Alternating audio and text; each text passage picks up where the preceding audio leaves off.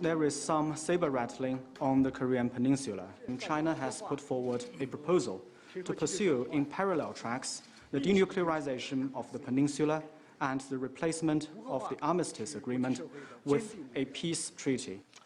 That was Chinese Foreign Minister Wang Yi at a news conference earlier this week. Welcome back. We're talking about China's foreign policy. Ken, looking at that issue of the DPRK's nuclear program, it is an issue where the United States and China seem to be on the same page. Both countries voted for Resolution 2270, imposing sanctions on the DPRK for its nuclear program. We have President Xi Jinping, who will be in Washington at the end of this month for that nuclear security summit. But looking specifically at the DPRK issue, how do you view China's role in the denuclearization of the Korean Peninsula? First of all, I don't envy Beijing in being in the position it's in. It does not want to have a collapse of the North Korean regime, fears the consequences of that. That's very understandable. But it also has a North Korean regime that is by now really doing great damage to China's own interests in development of its nuclear program and its threats against the South, in the kinds of reactions it's sparking elsewhere in the neighborhood. I think that China, on balance, is doing a pretty good job of, especially in the wake of this UN resolution, in on the one hand trying to make the North Korean leaders understand that there is a tangible price to be paid for continuing to pursue their nuclear program, for continuing to declare themselves as a nuclear state, and on the other hand seeking to find both a diplomatic out, and I think the U.S. agrees with China that ultimately this has to be a diplomatic solution. The question is, how do you get the North Koreans to engage seriously in discussion of eventual denuclearization? The notion of a peace treaty to replace the armistice, along with denuclearization, would be fine if the North Koreans agreed that denuclearization is a feasible outcome, and if they didn't make setting aside the armistice and having a peace treaty as a first step rather than following a secure process of denuclearization. That's really the dilemma here. Right, Keyu, I want to change focus again now. China led the establishment of the Asia Infrastructure Investment Bank, the AIIB as it's known.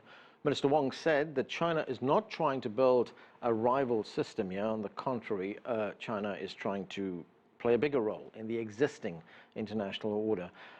How do you think the AIIB will coexist with existing bodies like the World Bank, the International Monetary Fund, and contribute to stability, global growth?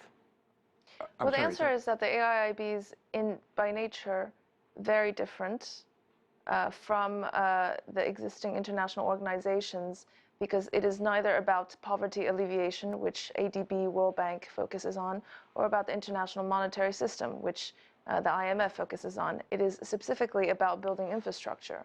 Now, we know that many countries, small countries in general, it's very difficult to finance large-scale, long-term infrastructure investments.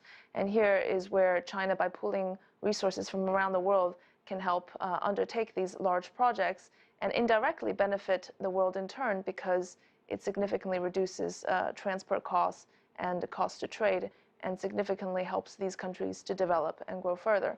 So I think that the AIIB by nature is very different. The objective is very different.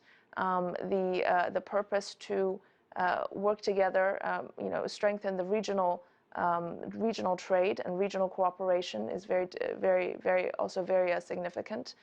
So there's really not a lot of overlap, and but more trade for these countries also benefit indirectly the rest of the world. So I think it does contribute to overall stability and growth for the world economy.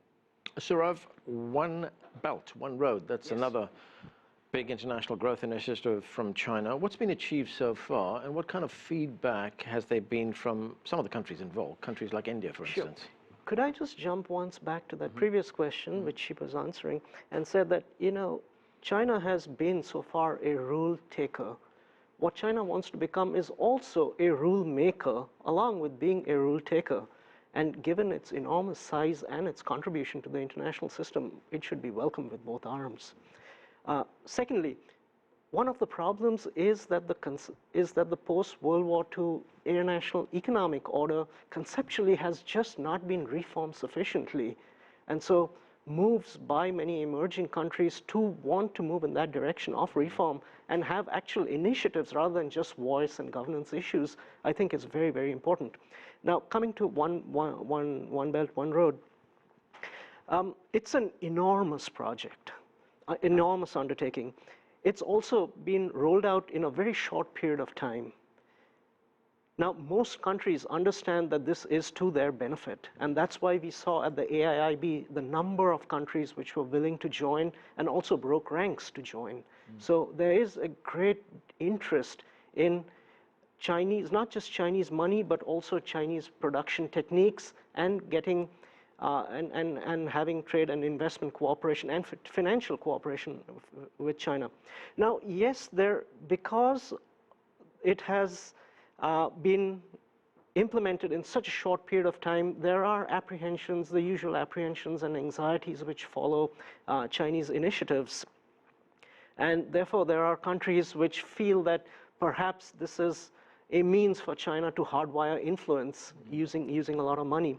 But that having been said, even in those countries, for example, as you said, mentioned India, which has certain issues with certain aspects of the maritime Silk Route, because in the area of port development, et cetera, they have by no means ruled itself out from these projects. As a matter of fact, they want to be a little bit more selective. For example, one of the projects, the ones which are most ripe for implementation, frankly, are ones in Pakistan.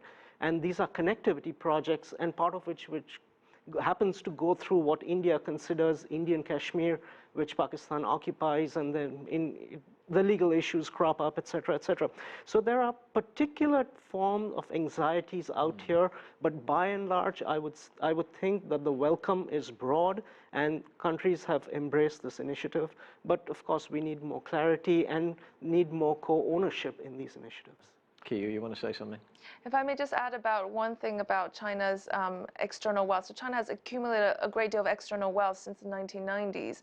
But wherever China seems to put this money abroad, it's always and every time met with a lot of criticism. Let me just remind everyone that when it accumulated U.S. treasuries, or when it set up its sovereign wealth fund to buy into financial institutions, it has met a lot of resistance in trying to acquire certain assets based on issues of national security. So I think that part of this external wealth now is used to invest in higher yielding, investment projects, as well as indirectly potentially helping other countries in the region. It's also meeting a lot of criticism. And I think the ultimate question is, because of the huge current account surplus and this external wealth, where do you think really China should invest it? Victor, we don't have too much time, but I want to get to this issue, and that is the protection of China's overseas interests. It was another key focus of that foreign policy discussion. China now has a presence in East Africa. It's built a logistics center in the state of Djibouti. Why has this become a major concern for China? China is now the largest trading nation in the world. China is the second largest economy if we use official exchange rate as the benchmark, but already the largest economy if we use the purchasing power parity to measure the size of the Chinese economy. China is the largest trading nation with more than 130 countries and regions in the world. And on every year basis, there are more than 100 million Chinese traveling abroad in all directions. Therefore, I think it is natural and logical for China to extend its capabilities to protect its legitimate commercial, trading, and business interests, as well as protect its nationals in all parts of the world. The Chinese decision to build a naval logistics center in Djibouti is just the first step in that direction. I think major countries in the world and the international community itself need to be fully prepared when, in the coming few years, China will need to set up such logistics centers or naval bases in other parts of the world.